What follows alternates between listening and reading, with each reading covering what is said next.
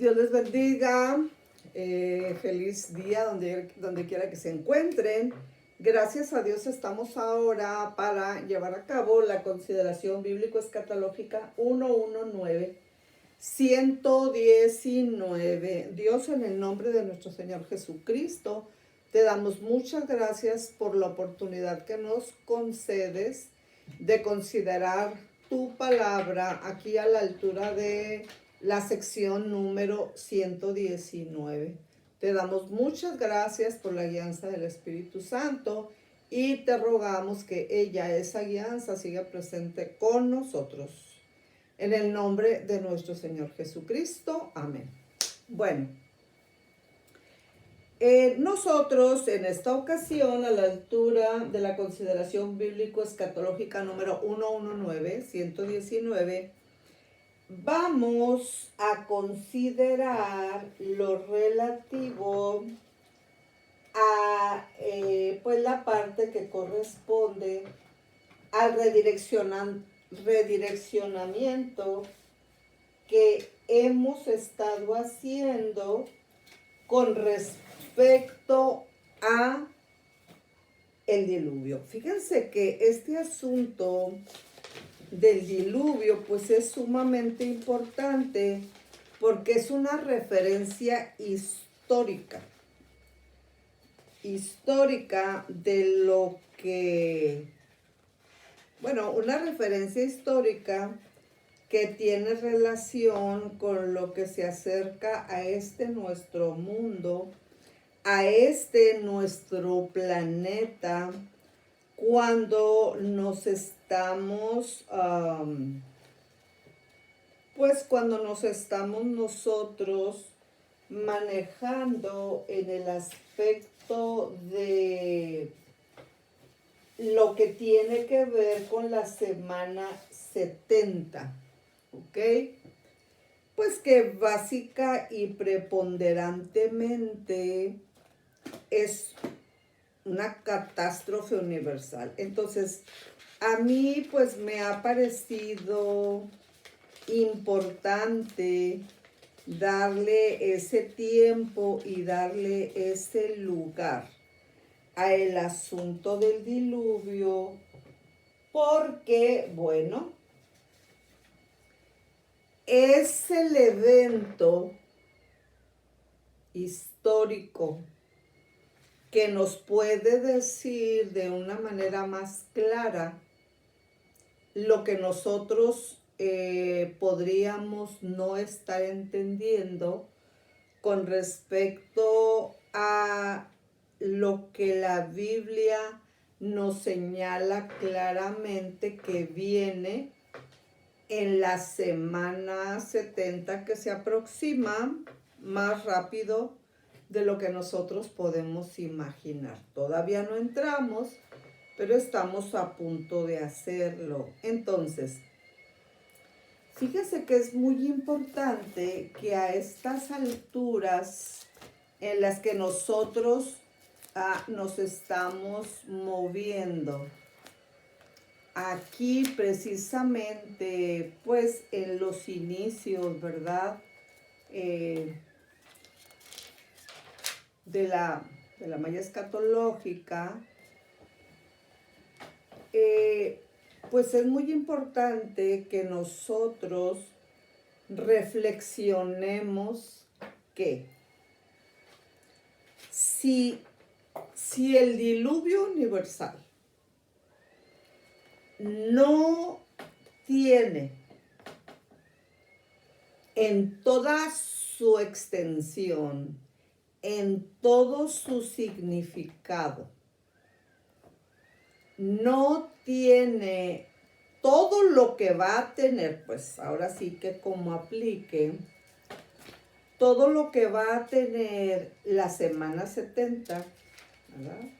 Lo que la Biblia nos anuncia con tanta claridad que se acerca.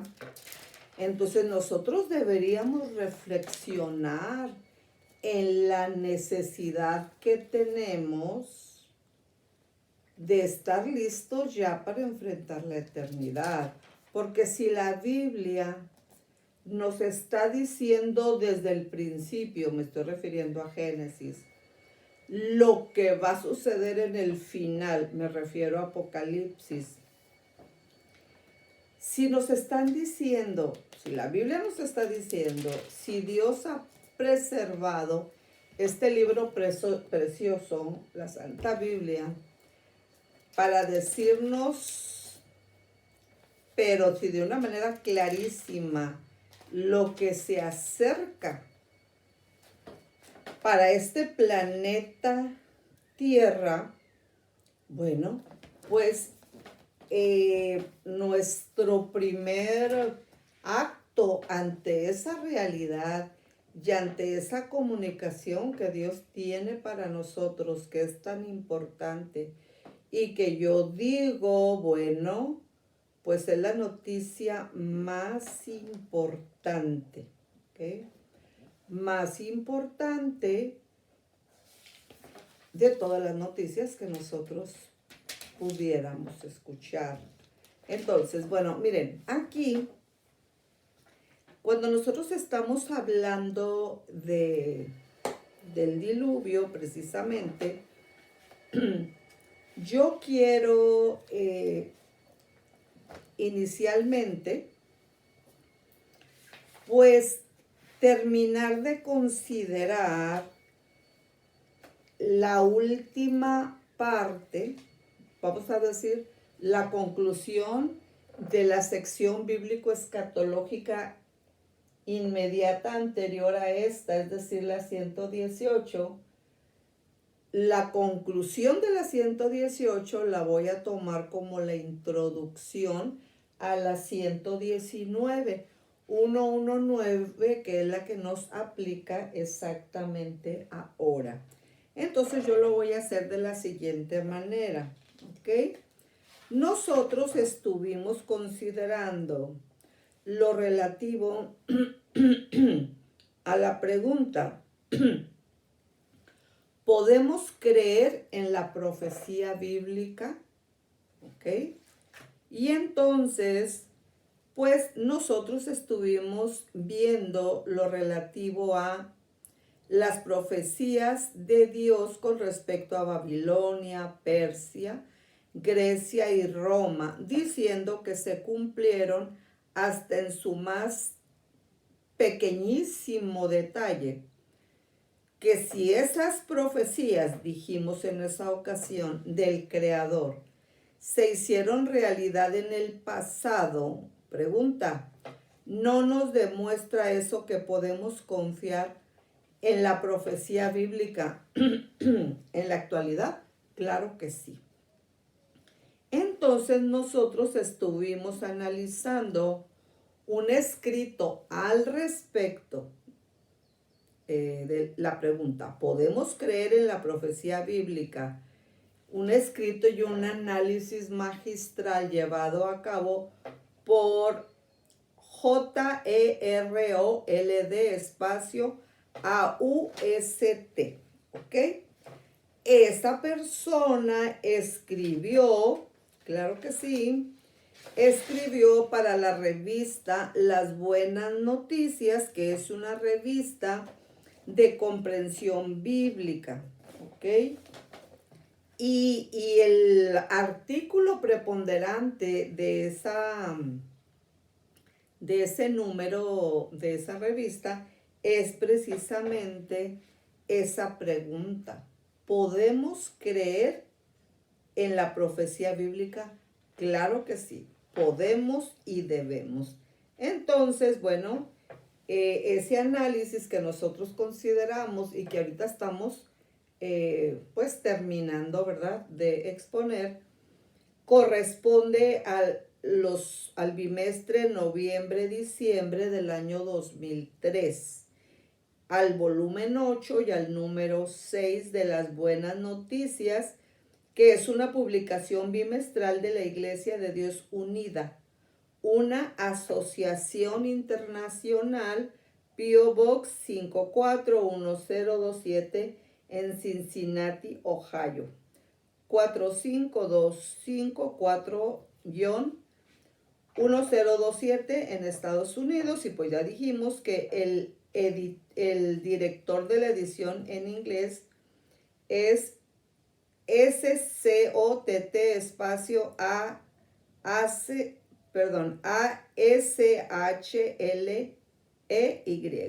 ¿ok? Y que la edición en español pues tiene como director general a León WALKER, y pues como director, ¿verdad? En lo que aplique, a Donald WALLS. Bueno, dicho lo anterior, como como una respuesta a los requerimientos de los derechos del autor del copyright, que es correcto, bueno, yo ya cumplí con ello, entonces ahora solamente debo concluir ese análisis relativo a la pregunta que ya hemos citado. ¿Podemos creer en la profecía bíblica? Claro que sí. Bueno, ¿por qué podemos afirmar que sí, en efecto, que podemos creer en la profecía bíblica? Bueno, pues, por ejemplo, nosotros podemos creer en la profecía bíblica porque hay profecías cumplidas ya acerca de nuestro Señor Jesucristo. La pregunta es, ¿qué podría ser más asombroso que leer predicciones precisas acerca de los sucesos de la vida de una persona cientos de años antes de su nacimiento?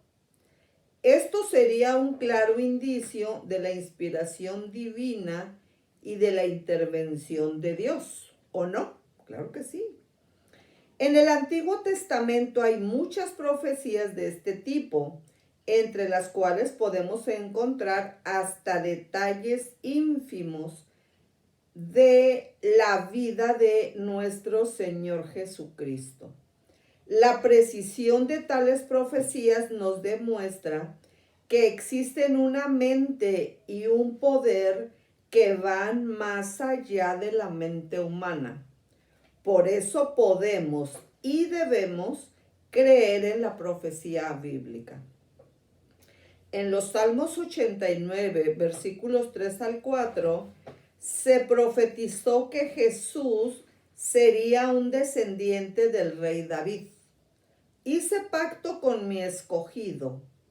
Juré a David mi siervo diciendo, para siempre confirmaré tu descendencia y edificaré tu trono por todas las generaciones.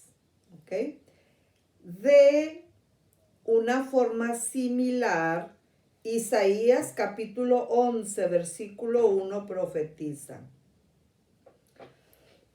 Saldrá una vara del tronco de Isaí, padre de David, y un vástago retoñará de sus raíces. Las genealogías de nuestro Señor Jesucristo, que aparecen en el capítulo 1 de Mateo y en el capítulo 3 del Evangelio de Lucas, comprueban que estas profecías se cumplieron. ¿Qué? Se cumplieron. Dios inspiró a Isaías, al profeta Isaías, para que nos dijera que Jesús de Nazaret nacería de una virgen. Por tanto, el Señor mismo os dará señal. He aquí que la virgen concebirá y dará a luz un hijo, y llamará su nombre Emmanuel. Isaías capítulo 7, versículo 14, confirmada en Mateo 1, versículos 18 al 23. El nacimiento de nuestro Señor Jesucristo en Belén también fue anunciado de antemano, pero tú, Belén Efrata, pequeña para estar entre las familias de Judá, de ti me saldrá el que será Señor en Israel, y sus salidas son desde el principio, desde los días de la eternidad.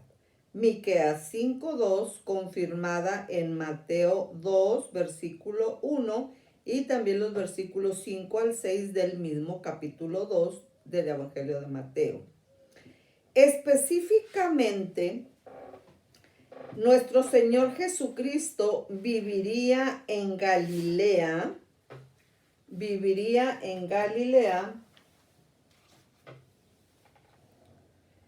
según Isaías capítulo 9, versículos 1 y 2, y también viviría en Nazaret.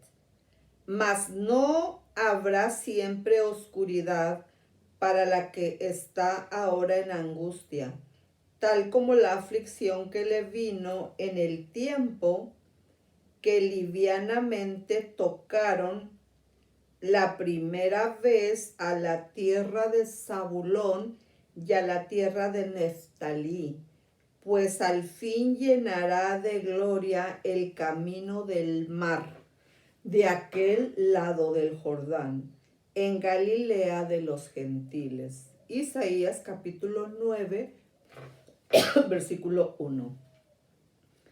Mateo verifica que esta profecía se cumplió, según Mateo 4, versículos 12 al 16. Jesús sería anunciado por un heraldo semejante a Elías, es decir, Juan el Bautista. Voz que clama en el desierto, preparad camino al Eterno, enderezad calzada en la soledad a nuestro Dios. Todo valle sea alzado y bájese todo monte y collado, y lo torcido se enderece, y lo áspero se allane.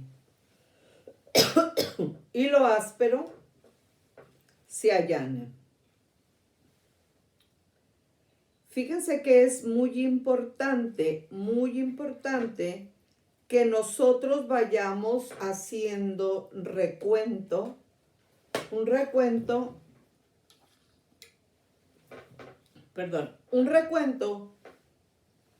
de lo que estamos nosotros ahorita comprendiendo, de lo ya cumplido, para que nosotros vayamos teniendo en nuestra memoria un patrón. Si la misma Biblia nos está dando testimonio de todo lo que ya se ha cumplido, lo que estamos hablando ahora con respecto a las profecías del tiempo del fin también se cumplirá.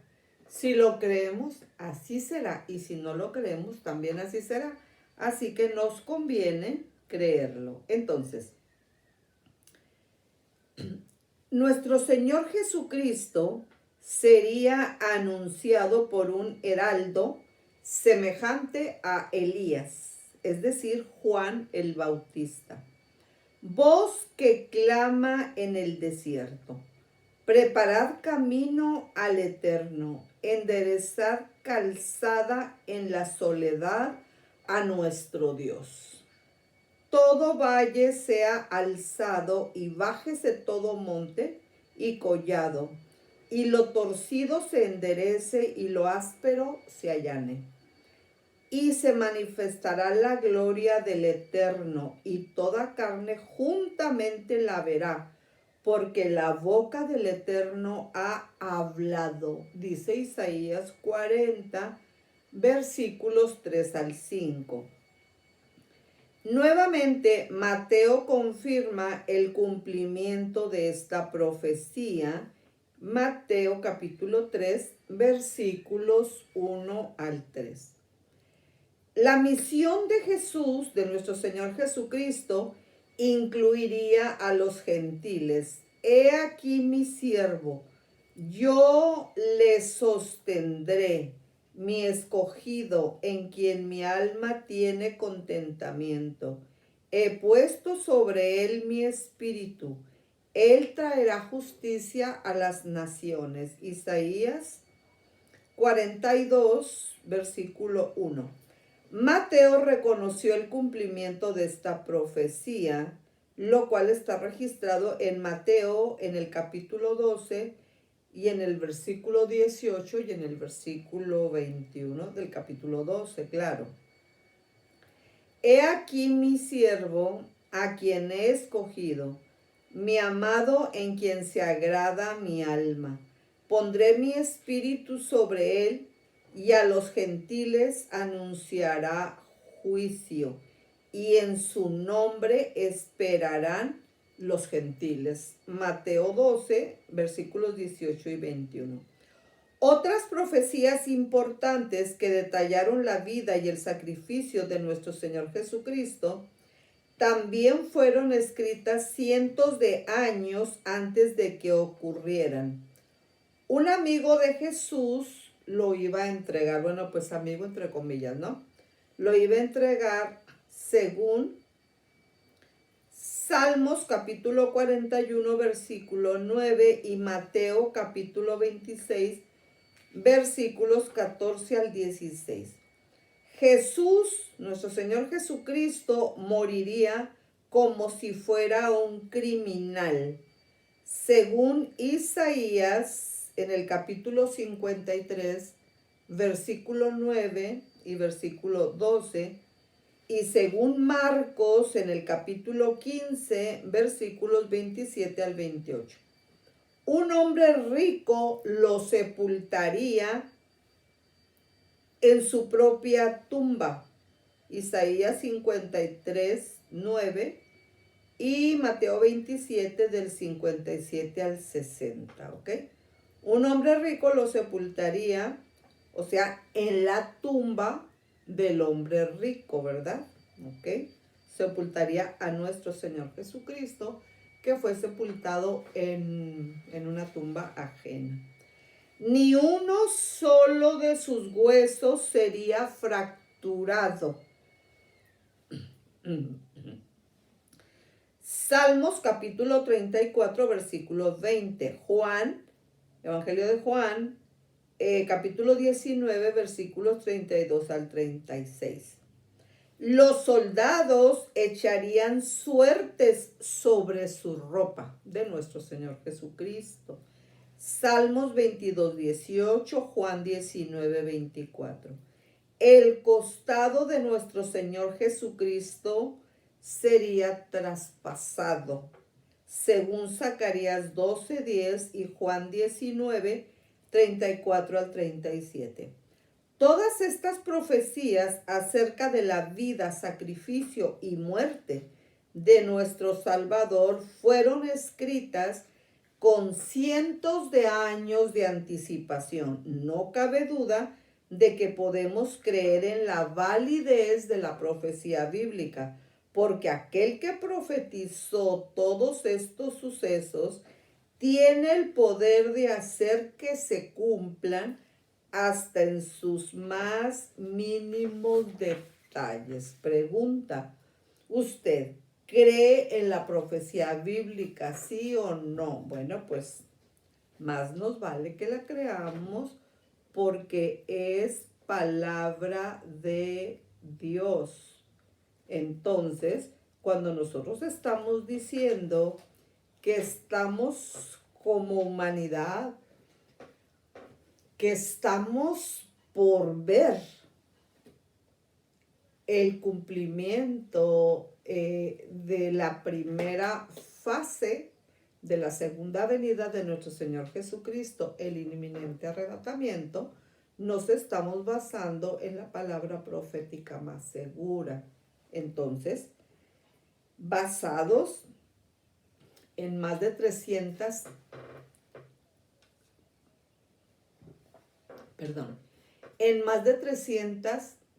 consideraciones bíblico-escatológicas. Esta es la 119 de esta serie, Inminente Arrebatamiento y Consagración Personal, pero ya hay más de 300 en YouTube, en Facebook, a través de Radio Vida en primer lugar, Radio Vida Hermosillo 104.7 FM y también a través de Iglesia Misión Organización Religiosa. Entonces,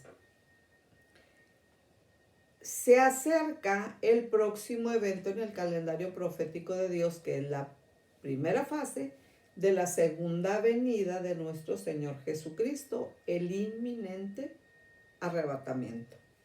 Eso es algo que está profetizado en la Biblia. ¿Lo creo o no lo creo? Bueno, es mejor que lo creamos por nuestro propio bien. Las acciones de un rey fueron profetizadas con un siglo de anticipación. Miren, el profeta hebreo Isaías vivió y profetizó en una época peligrosa. A lo largo de gran parte de su ministerio, el pueblo y los gobernantes del reino de Judá habían oscilado entre la fidelidad a Dios y la sensual atracción de la idolatría y el paganismo que habían predominado largamente en el reino. Por medio de Isaías y de otros profetas, Dios les había advertido que a menos que se arrepintieran de su idolatría y se volvieran a Él, serían invadidos y llevados por la fuerza al exilio. Tal vez más sorprendente aún es el hecho de que Dios les dijera el nombre del monarca que les iba a permitir regresar del exilio y reconstruir el templo más de un siglo antes de que ocurriera. El imperio babilónico fue conquistado por Ciro, rey de Persia. En el año 539 antes de nuestro Señor Jesucristo. De esta manera, Ciro tomó el control del imperio y de los miles de judíos que vivían en el exilio en Babilonia. Promulgó un decreto registrado en el libro de Esdras, capítulo 1, versículos 2 al 4, en el que les permitió a los judíos exiliados regresar a Jerusalén. Fíjese que estos datos son sumamente importantes. Yo quiero que por favor me acompañen para que nosotros, bueno, pues seamos testigos de primera mano, de cómo la profecía bíblica se ha cumplido, se está cumpliendo, se seguirá cumpliendo, se cumplirá. Entonces nosotros, como personas sensatas, podemos y debemos creer en la profecía bíblica. Claro que sí. Quiero que veamos un ejemplo, ¿verdad? No podemos leer todo lo que nos gustaría exactamente aquí en el programa, pero ustedes lo pueden hacer, pues, ustedes solitos, ¿verdad? Miren, aquí nosotros hemos citado una parte de la Biblia que es preponderante en la línea de pensamiento que estamos desarrollando, y entonces nosotros estamos hablando de algo que está registrado en el libro de Esdras. Vamos entonces a Esdras para que veamos pues un ejemplo de lo que nosotros estamos diciendo, ¿ok? El libro de Esdras tiene 10 capítulos y entonces nosotros vamos a localizarlo para que nosotros comprobemos lo que estamos diciendo acerca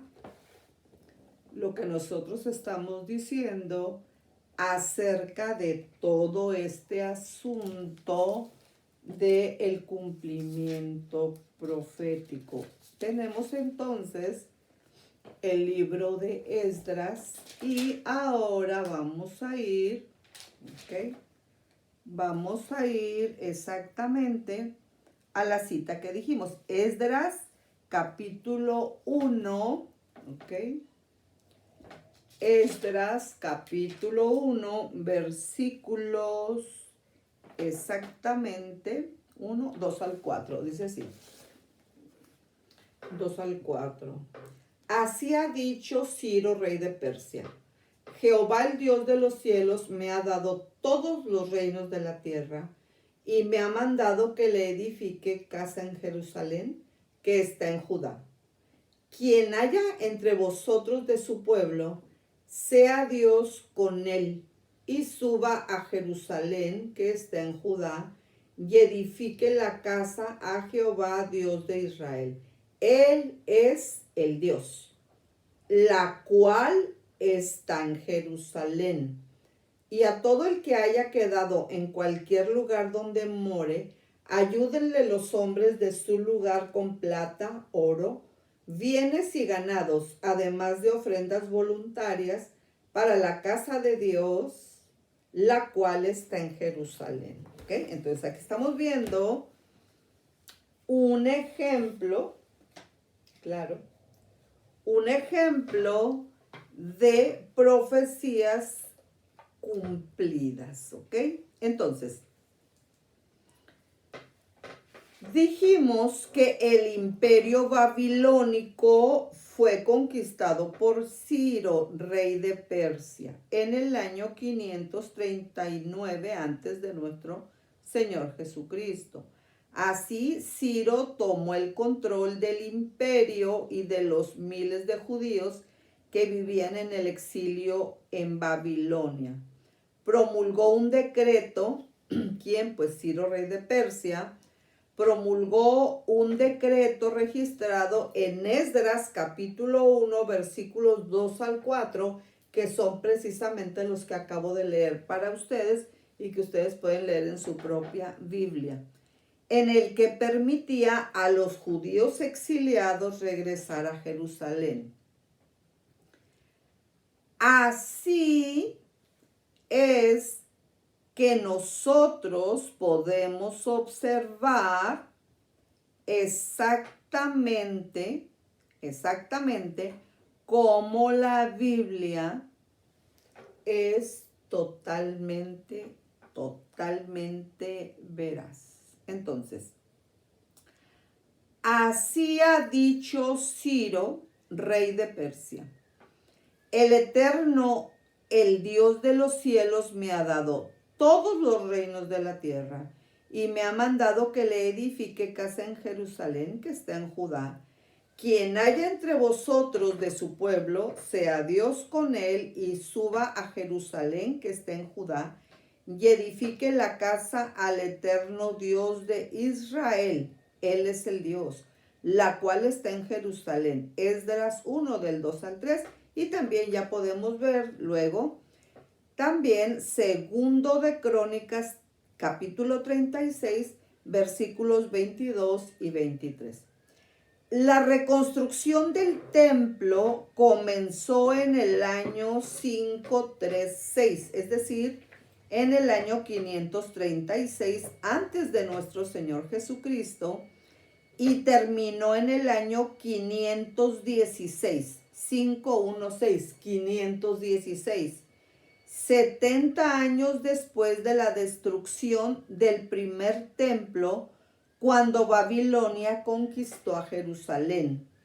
Sorprendentemente, esto lo hizo posible un rey cuyo nombre había sido mencionado por el profeta Isaías con más de un siglo de anticipación. Veamos en Isaías capítulo 44, versículo 24 y versículo 28, esta increíble profecía de Dios. Así dice el Eterno, que dice de Ciro: es mi pastor, cumplirá todo lo que yo quiero al decir a Jerusalén: serás edificado edificada y al templo serás fundado. Entonces veamos la impresionante forma en la que nosotros nos podemos dar cuenta de la absoluta credibilidad de la Biblia. El cilindro que tiene pues su registro en la historia, en el año 538, antes de nuestro Señor Jesucristo. Recuerden que Ciro era rey de Persia. Ese cilindro registra su conquista, es decir, la conquista de Ciro con respecto a Babilonia, y registra también su tolerancia religiosa. ¿De quién? Pues de Ciro. Él decretó que los judíos llevados cautivos por los babilonios podían regresar a su tierra y reconstruir Jerusalén y también reconstruir el templo. El cilindro se exhibe actualmente en el Museo Británico, ¿ok? Entonces ese cilindro con respecto a Ciro es algo que actualmente se exhibe en el Museo Británico. Por ejemplo, siglos antes del nacimiento de Alejandro Magno, Daniel profetizó en 2 ocasiones el surgimiento de ese gran monarca, cuya imagen aparece en una moneda griega acuñada durante su reinado. Los eruditos han identificado a Alejandro como el cuerno notable de Daniel capítulo 8, versículos 5 al 8, y como el rey valiente de Daniel capítulo 11, versículos 3 y 4. Bueno, entonces nosotros, como decimos, para muestra un botón basta. Y este solamente ha sido pues un botón para que nosotros consideremos que todo lo que la profecía bíblica ha dicho que viene, viene. Aquí no hay negociaciones, sí o sí se cumplirá. Entonces, nosotros estamos hablando de la importancia de estar listos ya para enfrentar la eternidad. Sea vía inminente arrebatamiento, que podría ser ahora mismo, sea muerte, que por qué no podría ocurrir ahora mismo, porque somos simples mortales. Piensen eso. Somos simples mortales. Entonces la pregunta es, ¿usted ya está listo para enfrentar la eternidad? Bueno, yo espero que sí. Y el propósito de este programa es ayudar a todos los que puedan ser ayudados a enfrentar la eternidad. Miren, en este caso, yo quiero, ya que estamos pues en las partes finales, en la parte final de la consideración de este evento catastrófico del diluvio, y que la Biblia nos dice como una referencia, dice, y será como en los días de Noé, ¿verdad? ¿Cómo era en los días de Noé? Bueno, pues eran días como los que nosotros estamos viviendo ahora. Entonces, yo quiero llamar su atención aquí a Génesis 6:3, ¿ok? Génesis 6:3 nos dice a nosotros lo siguiente. Génesis 6:3. ¿Okay? Y dijo Jehová, no contenderá mi espíritu con el hombre para siempre, porque ciertamente él es carne, mas serán sus días 120 años. ¿Ok? 120 años.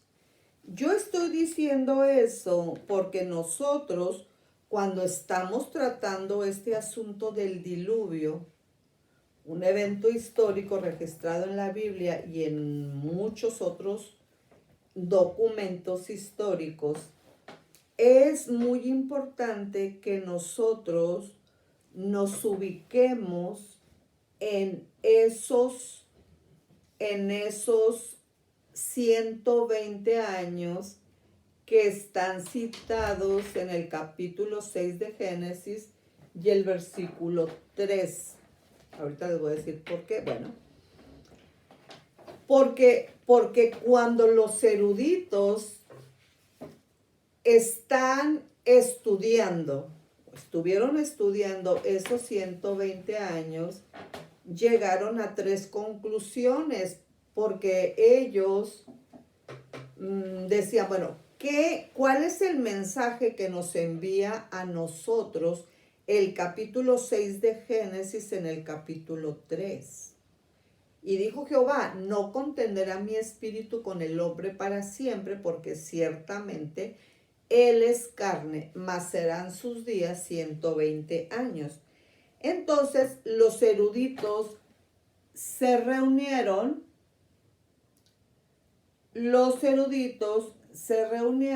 y entonces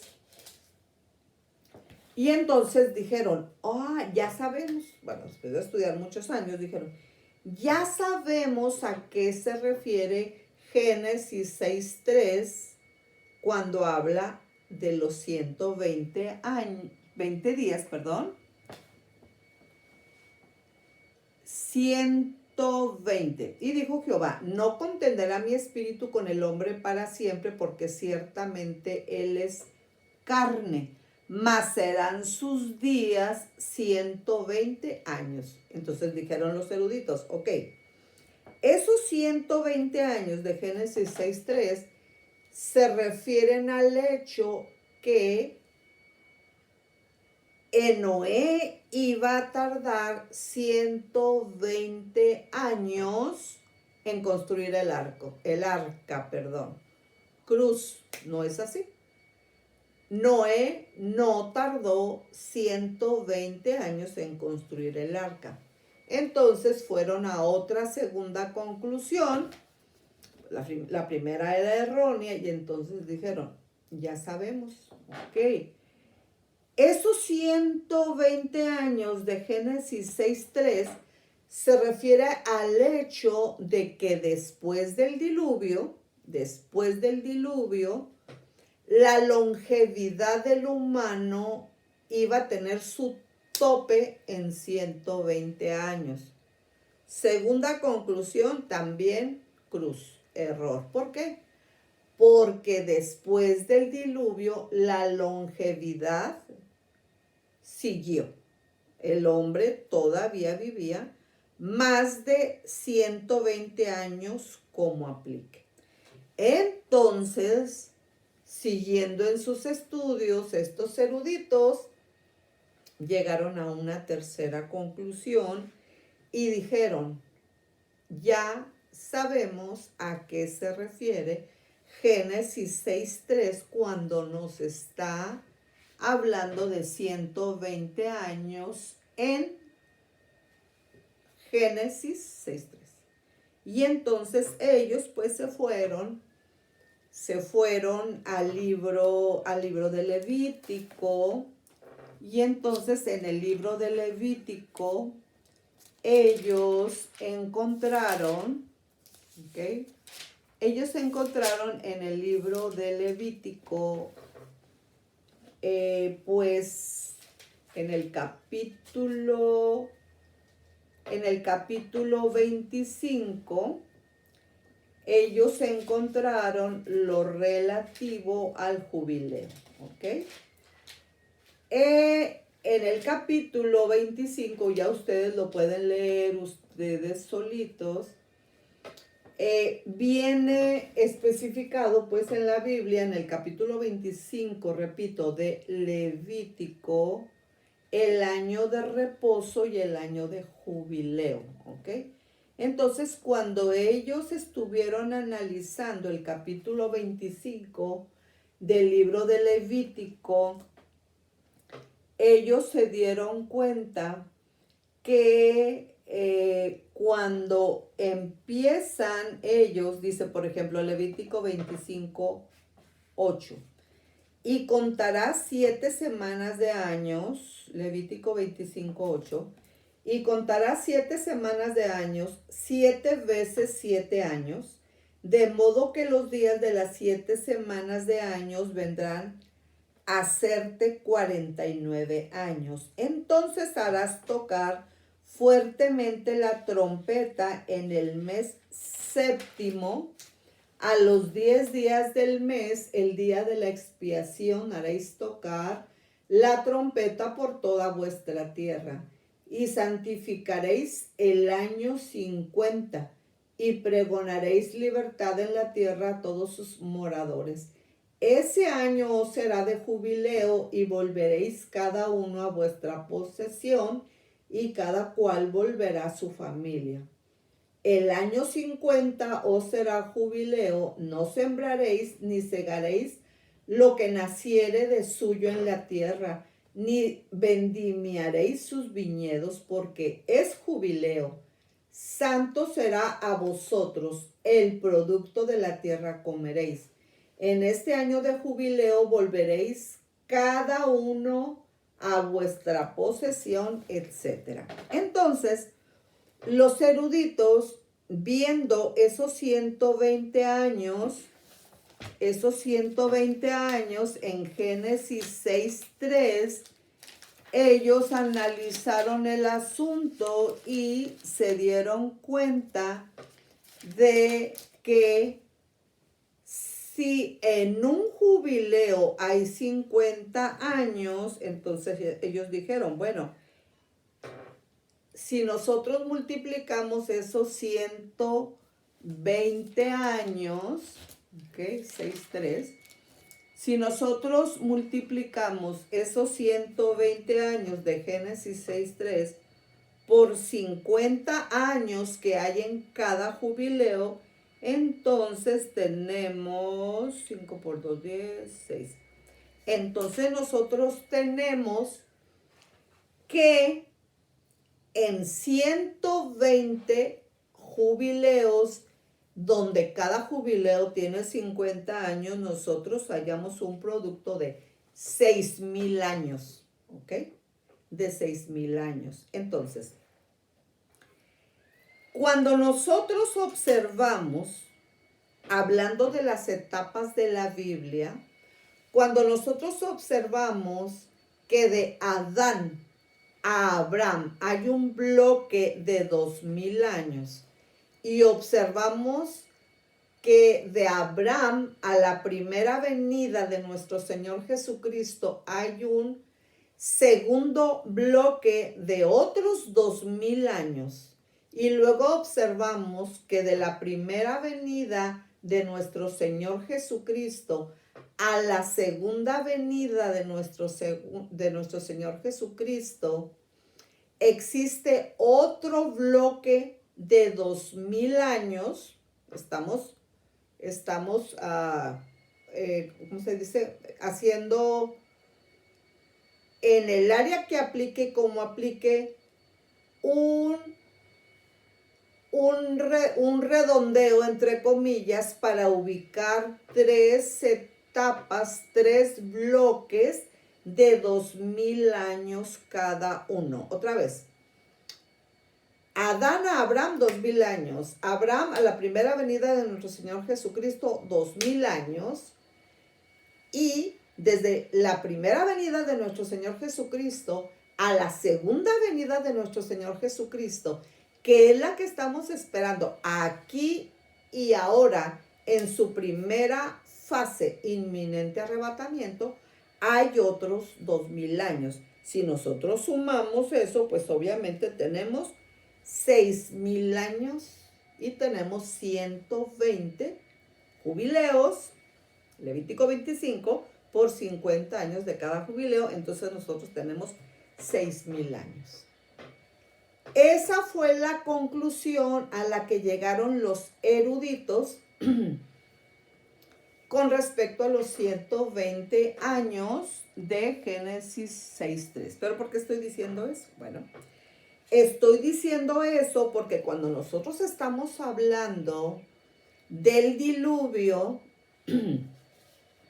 cuando nosotros estamos hablando del diluvio y que nosotros estamos haciendo un redireccionamiento a las etapas de la Biblia, bueno, nosotros tenemos que remontarnos, obviamente, a la,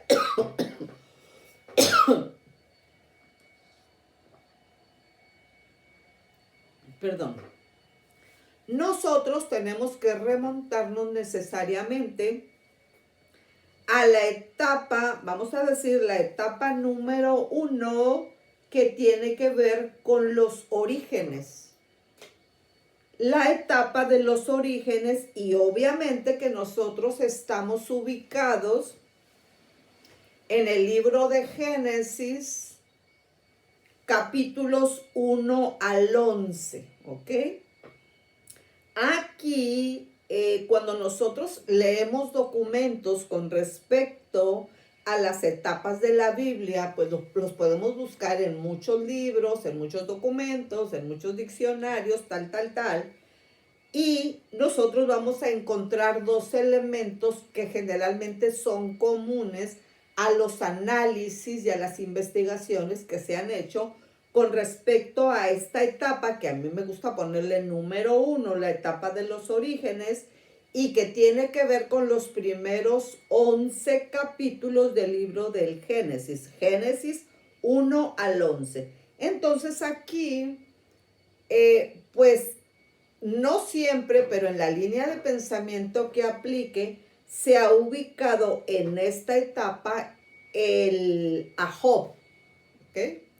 Ese Job, pues, tan popular en la Biblia, ¿verdad? Pero cuando se ubica a Job aquí en la primera etapa, cuando estamos viendo todas las etapas de la Biblia, pues obviamente en la malla escatológica, nosotros podríamos, en una línea de pensamiento hablando y cómo aplique, podríamos ubicar a Job, sí, aquí en el Génesis capítulo 1 al 11, pero pues por sensatez tendríamos que ubicarlo entre signos de interrogación, ¿verdad? Como aplique. Entonces tenemos aquí a Job entre signos de interrogación.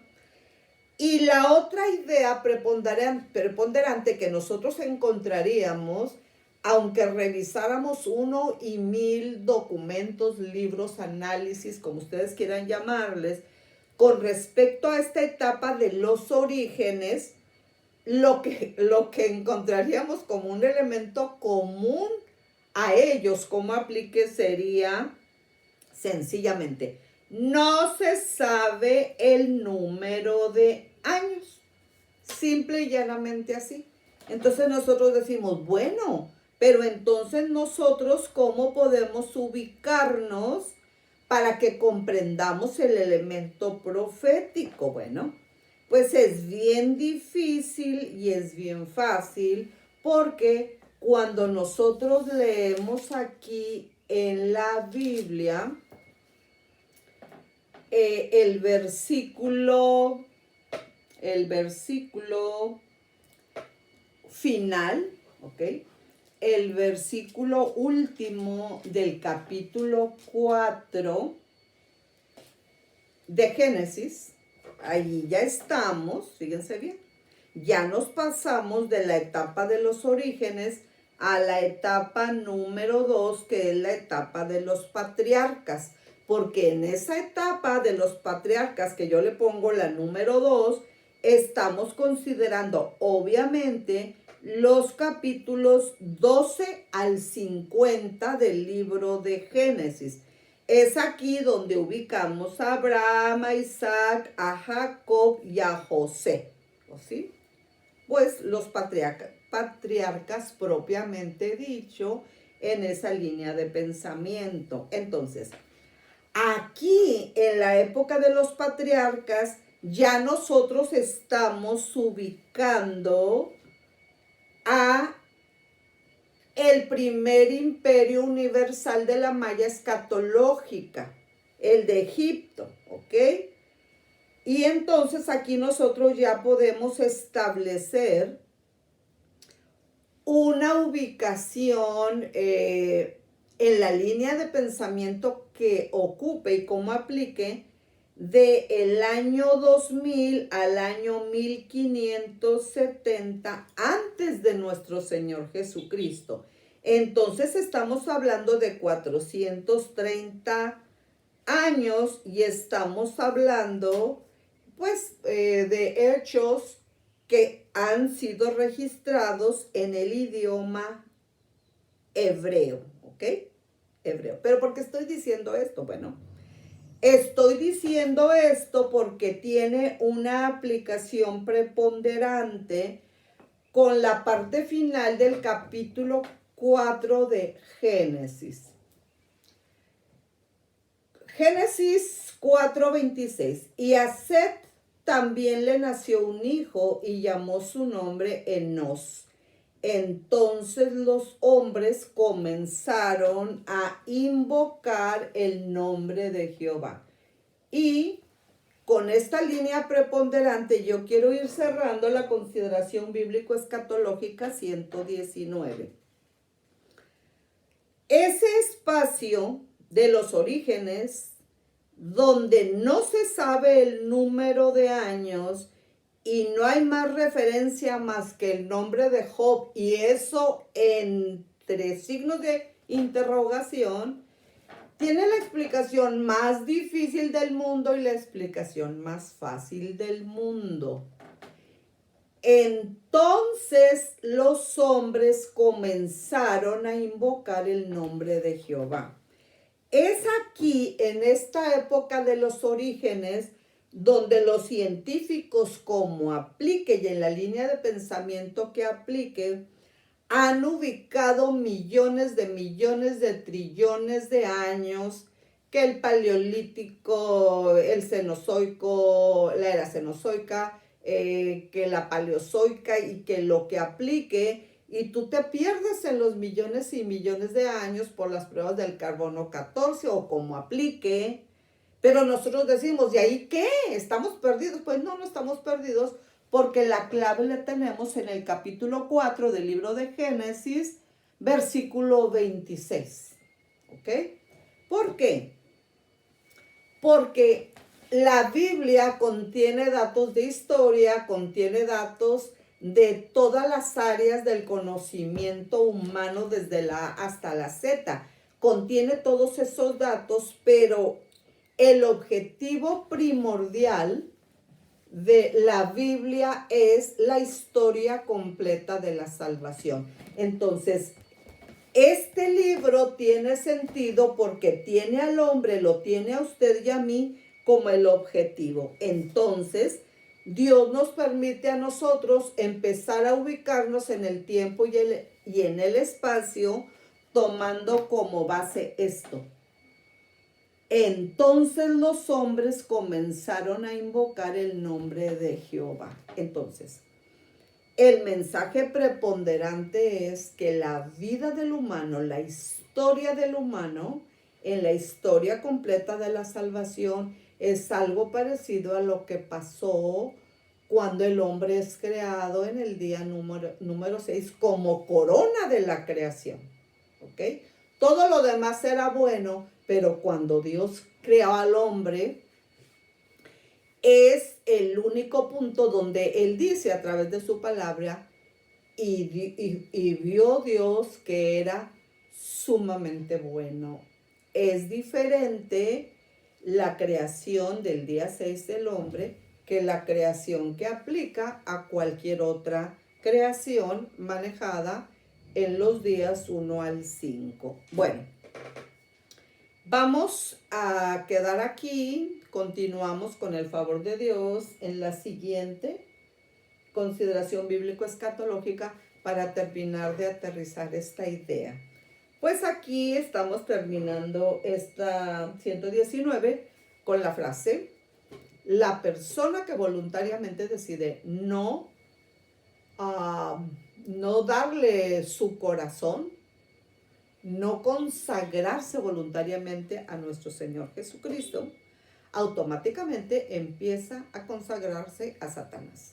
Entonces, terminamos con la invitación a consagrarnos a nuestro Señor Jesucristo ya, no mañana ya, no al rato ya, pero de acuerdo a la dirección del Espíritu Santo, para estar preparados para enfrentar la eternidad, sea vía inminente arrebatamiento o sea vía muerte. Les recomiendo que se consagren, que nos consagremos a nuestro Señor Jesucristo. Como siempre, el mayor de los privilegios es estar aquí y ahora con ustedes.